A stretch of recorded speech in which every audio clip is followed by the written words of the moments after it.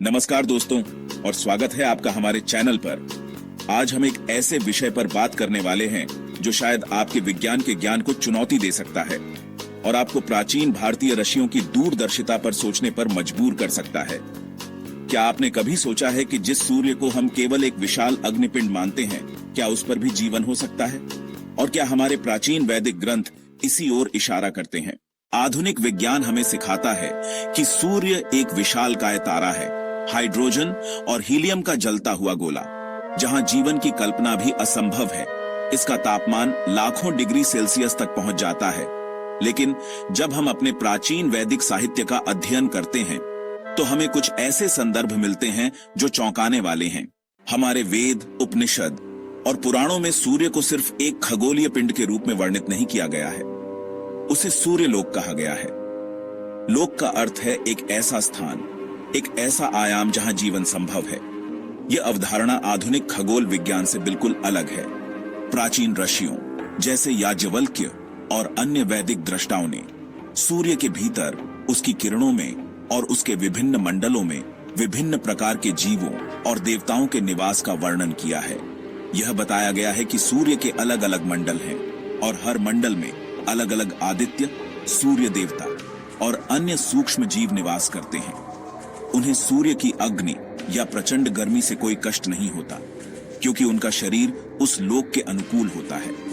यह ठीक वैसे ही है जैसे जल में रहने वाले जीव अग्नि में नहीं रह सकते और अग्नि में रहने वाले जल में नहीं। हर लोक का अपना एक विशिष्ट वातावरण और उसके अनुरूप जीवन होता है।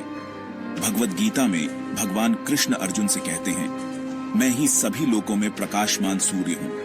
यह सिर्फ भौतिक प्रकाश की बात नहीं है, बल्कि दिव्य चेतना और जीवन के स्रोत की भी बात है। ईशावास्योपनिषद में एक मंत्र है जो सूर्य से प्रार्थना करता है कि वह अपने तेज को कम करे ताकि साधक उसके सत्य स्वरूप को देख सके। यह सुझाव देता है कि सूर्य के तेज के पीछे एक और वास्तविकता छिपी है जिसे केवल सूक्ष्म दृष्टि से ही देखा जा सकता है।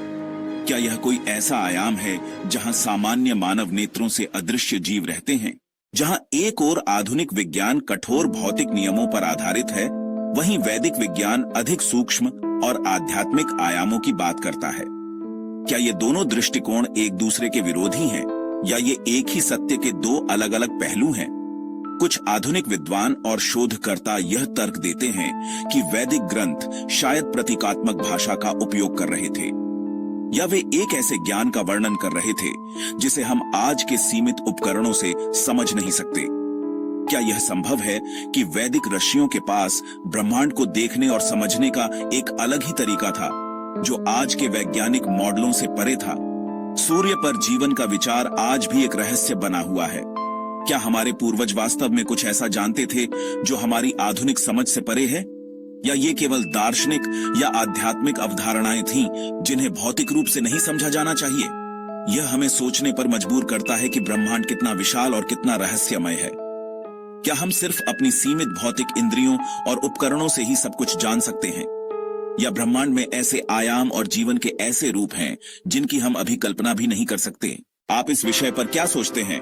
क्या आपको लगता है कि वैदिक ग्रंथ हमें सूर्य पर जीवन के बारे में कोई गहरा रहस्य बता रहे हैं, या यह केवल एक प्रतीकात्मक वर्णन है?